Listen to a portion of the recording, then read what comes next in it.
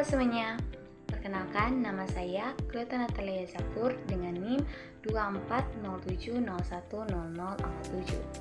Saya merupakan mahasiswa semester 3 dari program studi Ilmu Kesehatan Masyarakat Fakultas Kesehatan Masyarakat Universitas Nusa Cendana. Nah, pada video ini saya akan membahas materi mengenai manajemen logistik. Video ini juga dibuat untuk memenuhi ujian tengah semester dari mata kuliah perencanaan dan evaluasi kesehatan. Selamat menyaksikan. Nah, dalam dunia kesehatan, logistik mencakup seluruh alur pengadaan, penyimpanan, dan distribusi barang serta jasa untuk mendukung operasional layanan kesehatan, mulai dari obat-obatan, alat medis, hingga peralatan, pemeliharaan, dan juga transfer pasien. Nah, tujuannya adalah untuk memastikan pasokan yang tepat dan dalam kondisi baik demi menunjang pelayanan pasien yang optimal dan efisien. Jadi, di bidang kesehatan, logistik itu sangat penting karena berhubungan langsung dengan ketersediaan obat, alat medis, dan berbagai perlengkapan lain yang dibutuhkan untuk pelayanan pasien. Tanpa logistik yang baik, pelayanan bisa saja terhambat dan juga tidak bisa berjalan dengan lancar. Nah, ada pula 4 jenis logistik kesehatan. Ada logistik masuk atau inbound logistik, yaitu barang yang datang dari pemasok seperti obat dari distributor. Yang kedua, logistik keluar atau outbound logistik, yaitu barang yang dikirim ke unit pelayanan, misalnya pengiriman vaksin ke puskesmas. Yang ketiga adalah logistik terbalik atau reverse logistik. Nah, pada jenis logistik ini, barang yang sudah rusak atau kadaluarsa dikembalikan untuk dimusnahkan dengan cara yang tepat dan juga aman. Dan yang terakhir adalah logistik pihak ketiga atau third party logistik atau biasa disingkat menjadi 3PL. Ya, pada jenis logistik ini kita melakukan kerjasama dengan pihak luar, misalnya jasa ekspedisi alat kesehatan. Intinya, logistik ini memastikan semua kebutuhan pelayanan kesehatan tersedia dengan baik dan juga tepat waktu. Selanjutnya yaitu pengertian dari logistik dan juga manajemen logistik. Nah, logistik berasal dari bahasa Yunani yaitu logistikos, yang berarti pandai atau terampil dalam memperkirakan atau menghitung. Pada awalnya, logistik ini digunakan di militer untuk mengatur perbekalan senjata pasukan. Akan tetapi, semakin berkembangnya zaman, logistik juga digunakan di berbagai bidang, termasuk di bidang kesehatan. Logistik ini mencakup pengaturan arus barang, informasi, dan sumber daya untuk memenuhi kebutuhan secara tepat waktu dan juga efisien. Selanjutnya adalah pengertian dari manajemen logistik. Nah, menurut Donald J. Bowersox dan juga David J. Coase, manajemen logistik adalah serangkaian aktivitas perusahaan yang berkaitan dengan fasilitas, transportasi, komunikasi, inventarisasi, dan penyimpanan dalam rantai pasokan.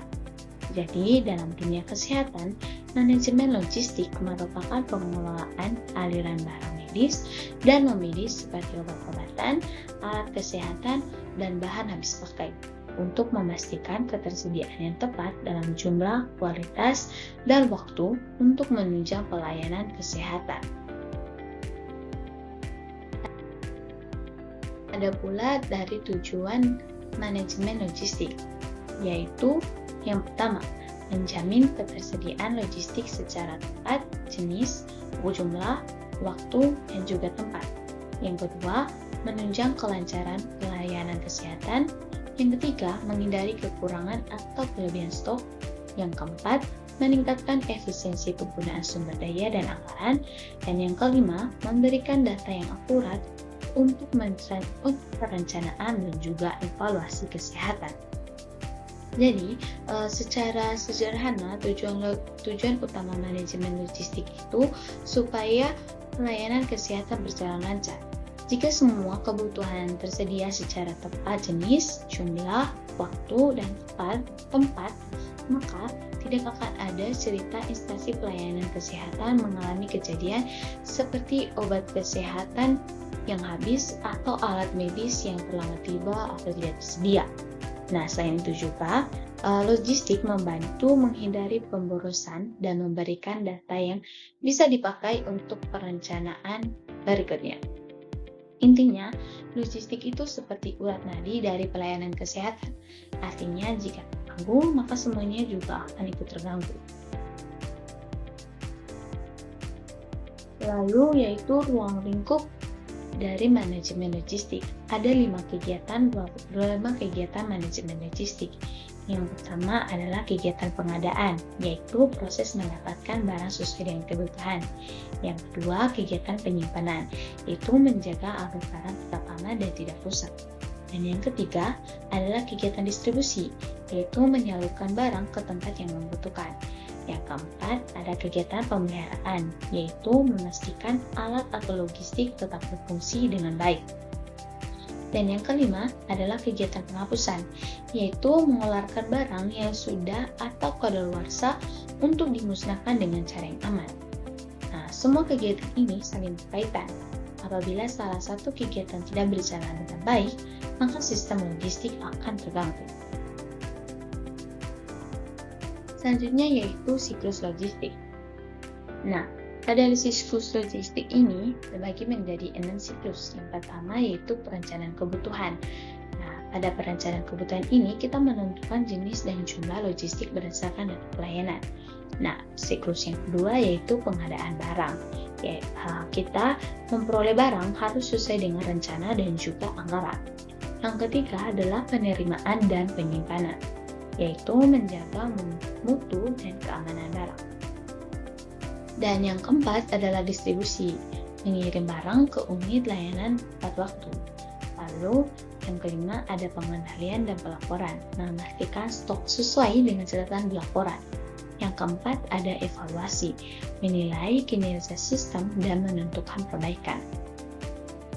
Siklus logistik itu menggambarkan langkah-langkah dari awal sampai akhir pengelolaan barang, mulai dari perencanaan kebutuhan, lalu pengadaan, kemudian penerimaan, dan penyimpanan. Setelah itu distribusi ke unit layanan, lalu pengendalian dan pelaporan, dan yang terakhir adalah evaluasi. Jadi logistik itu seperti roda yang terus berputar. Setelah dievaluasi, apabila hasilnya memuaskan, maka bisa digunakan kembali untuk perencanaan di periode yang berikutnya. Selanjutnya yaitu pengadaan logistik, yang artinya proses mendapatkan barang sesuai dengan rencana kebutuhan. Ada prinsip pengadaan ini disebut juga 5 tepat, yaitu tepat spesifikasi, tepat jumlah, waktu, tepat mutu, dan juga tepat harga. Nah, apabila semuanya tepat, maka barang yang dibeli akan sesuai dengan kebutuhan dan tidak ada pemborosan anggaran. Selanjutnya yaitu penyimpanan dan juga distribusi. Nah, pada penyimpanan ini setelah barang datang, kita harus simpan dengan benar. Gunakan sistem FIFO atau First In, First Out, dan juga FEFO yaitu First Expire, First Out. Nah, yang artinya barang yang masuk duluan harus digunakan terlebih dahulu, atau yang masa berlakunya paling dekat harus dipakai terlebih dahulu. Ada pula distribusi. Yang pertama adalah kirim barang sesuai jadwal dan juga kebutuhan fasilitas. Dan yang kedua yaitu pastikan pencatatan dan pelaporan dilakukan dengan baik. Nah, tujuan dari distribusi ini supaya tidak ada unit pelayanan yang kekurangan logistik, sehingga semuanya dapat tercatat dengan baik. Selanjutnya yaitu ada pemeliharaan dan penghapusan, di mana pemeliharaan yaitu menjaga agar barang tetap berfungsi dan juga aman digunakan. Lalu ada juga penghapusan. Penghapusan ini dilakukan untuk barang yang rusak, kadaluarsa, atau tidak layak dipakai. Lalu ada tujuan dari pemeliharaan dan penghapusan. Ini untuk menjaga efektivitas logistik dan juga mencegah penumpukan barang yang tidak terpakai di dalam gudang. ada juga tahap pengendalian dan juga evaluasi. Nah, pada tahap pengendalian ini dilakukan dengan cara mencatat keluar masuk barang, memantau stok dan juga membuat laporan. Selanjutnya yaitu ada pula evaluasi. Nah, pada evaluasi ini menilai sejauh mana sistem logistik berjalan secara efisien. Selanjutnya, hasil evaluasi akan menjadi dasar perbaikan perencanaan di masa yang akan datang. Nah, setelah itu ada pula tantangan dan juga upaya dalam manajemen logistik. Ada pula tantangannya, yaitu keterbatasan anggaran dan juga sarana penyimpanan. Kadang gudang penyimpanan belum memadai atau dana yang tersedia belum cukup untuk memberi logistik yang sesuai kebutuhan.